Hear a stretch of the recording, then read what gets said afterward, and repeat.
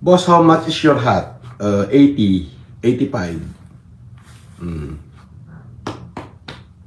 85 pesos. Pero magandang klase ah. Maganda, malambot siya oh. Magandang klase. Pwede siya laban. Hindi siya basta-basta. 85 lang yan. 85 pesos. Oh, kaya kahit magpalit ako araw-araw, no problem. Oh, 85 pesos lang yan. Oh.